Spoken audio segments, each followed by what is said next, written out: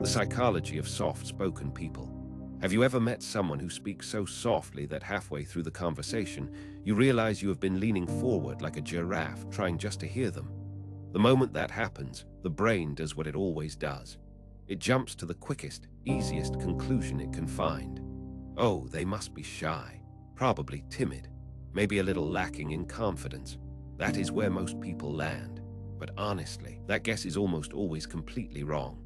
If you are naturally soft-spoken, you already know this feeling. You have been misunderstood like a book with the wrong cover for most of your life. So here are a few things worth knowing about the quiet ones. Soft-spoken people are not quiet because their minds are quiet.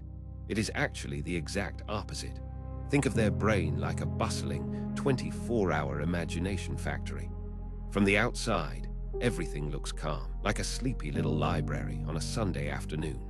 There are tiny workers replaying conversations from last week, overanalyzing small interactions, and dramatically revisiting something that happened 3 Tuesdays ago.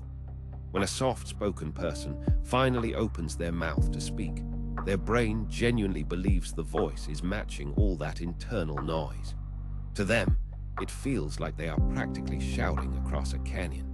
But to the rest of the room, it comes out as barely a whisper. And that is exactly why they look so genuinely confused when you say, "Sorry, can you say that again?"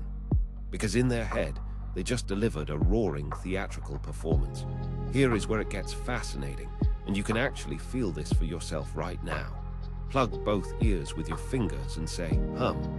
That is called the occlusion effect. When the outside path is blocked, your brain starts relying almost entirely on the vibrations traveling through your jaw and skull directly to your inner ear.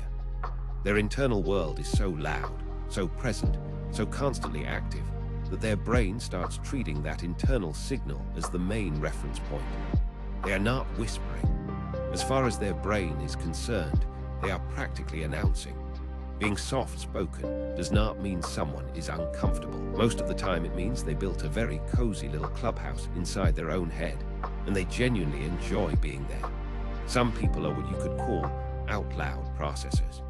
Every thought bounces straight out of their mouth the moment it forms, like a ping-pong ball that simply cannot sit still. Soft-spoken people are selectors. By the time a sentence finally leaves their mouth, it has already been turned over, inspected, and quietly approved by their internal committee. Speaking out loud almost feels like sending a formal follow-up to a meeting they already finished having inside their head. And because they are not busy filling the air with words, they end up doing something else entirely. All the noticing, the tiny shift in your expression, the pause that lasted a second too long, the mood that changed in a room before anyone said a word out loud. Soft-spoken people pick up on the things that louder people walk straight past, because they are not too busy talking to see them. The real confusion here is not about the soft-spoken person at all. It is about a funny rule society invented somewhere along the way. At some point, humans collectively decided that whoever makes the most noise must be the most confident person in the room. Volume got linked to leadership. Quietness got mistaken for weakness. Think about it like a playground for a moment. Some people are loud because they need the room's attention to feel okay. They are essentially running around going, look at me, just to feel settled inside. But the quiet person, they are not fighting for the spotlight because they are already comfortable enough not to need it. The quietest person in the room is usually the one thinking the loudest. You can never really tell how big the storm is just by looking at a gentle ripple on the surface.